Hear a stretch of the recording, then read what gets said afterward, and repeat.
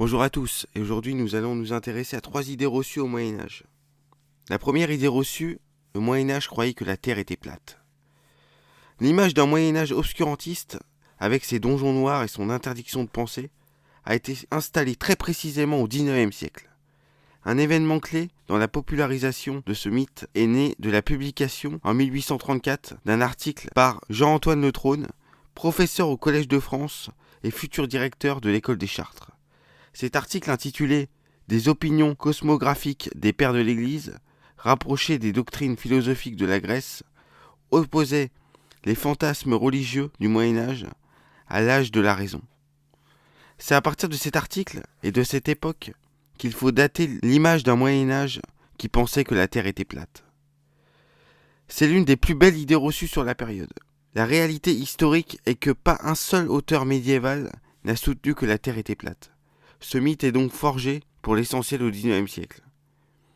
Loin de l'obscurantisme, les XIIIe et XIVe siècles ont connu un véritable moment rationaliste. Les savants de cette époque faisaient même un effort systématique de tout appliquer et tout expliquer par la raison. La science scolastique a même plus souffert d'un excès d'optimisme dans le pouvoir de la raison que d'obscurantisme. La seconde idée reçue est que le Moyen-Âge était l'époque des grandes chasses aux sorcières et de l'inquisition sanglante. Lorsqu'on interroge les gens sur le Moyen-Âge, après les châteaux, ce sont souvent les sorcières qui arrivent très rapidement. Or, la grande chasse aux sorcières est un phénomène essentiellement moderne. L'apparition de la witchcraft, c'est-à-dire la croyance que les sorcières complotent contre la chrétienté, se réunissent en sabbat sur des balais volants et rendent un culte au diable, qu'à l'extrême fin du Moyen-Âge, à peu près au deuxième quart du XVe siècle. Avant cette période, il y avait bien des sorciers et des sorcières, mais cela restait dans des proportions habituelles de la croyance populaire. Ce fantasme des sorcières a été créé par les tribunaux laïques avant d'être relayé par les tribunaux ecclésiastiques. Il est extraordinaire qu'on accole au Moyen-Âge quelque chose qui appartient essentiellement à une période postérieure.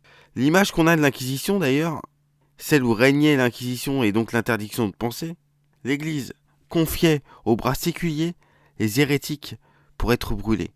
Toutefois, comme l'a expliqué l'historien André Vaucher, le but de l'inquisiteur n'est pas d'exterminer l'hérétique, mais de le sauver et de ramener l'hérétique dans le giron de l'Église. Les condamnations aux bras séculiers, donc à mort, ne représentaient qu'une faible minorité, estimée à 2 à 3% des hérétiques arrêtés. La plupart d'entre eux étaient condamnés à porter des signes infamants ou à une peine de prison, qualifiée de perpétuelle, mais ils étaient souvent libérés au bout de quelques années. L'image moderne de l'Inquisition projette les grands excès de l'Inquisition espagnole, une institution de l'époque moderne ou de la toute fin du Moyen-Âge que l'on transpose sur l'Inquisition médiévale, qui n'a absolument rien à voir. Enfin, troisième idée reçue, l'Espagne musulmane, Al-Andalus, était un modèle de tolérance interreligieux. Cette idée, souvent présentée comme un modèle de vivre ensemble, est jugée totalement fausse par les spécialistes des sources. Notre perception présente souvent Al-Andalus comme le monde du vivre ensemble où régnait la paix entre les différentes composantes religieuses. Il a été construit au XVIIIe siècle à l'époque des Lumières, en miroir aux excès de l'Inquisition espagnole, afin de créer un contre-modèle de l'intolérance de cette dernière. Parmi les terres sous domination musulmane au Moyen-Âge, Al-Andalus est peut-être la moins tolérante de toutes. Martinez Gros explique que tandis que la plupart des terres musulmanes autorisaient plusieurs écoles juridiques au sein de l'islam, Al-Andalus, sous les Omeyyades, n'en tolérait qu'une, le malikisme. Il n'y avait aucun débat possible au sein même de l'islam. Le système de tolérance était celui des dhimmis, les chrétiens et les juifs. Ce système n'était pas la tolérance au sens moderne, mais une tolérance dans la domination. La tolérance est un choix pratique. Lorsque l'islam a conquis le sud de la Méditerranée, il s'est trouvé confronté à des populations majoritairement non musulmanes. Les exterminer n'était d'ailleurs pas du tout rentable en raison d'un problème démographique et parce que l'occupant avait besoin de main-d'œuvre. Le statut de dhimmi était aussi avantageux pour les dominateurs car il obligeait les non-musulmans à verser un impôt spécifique. L'image tolérante d'Al-Andalus se projette sur le grand philosophe Averroès. Selon les spécialistes, Aya Boukla, parler de tolérance pour Averroès est une question anhistorique et décalée par rapport à la réalité de son époque.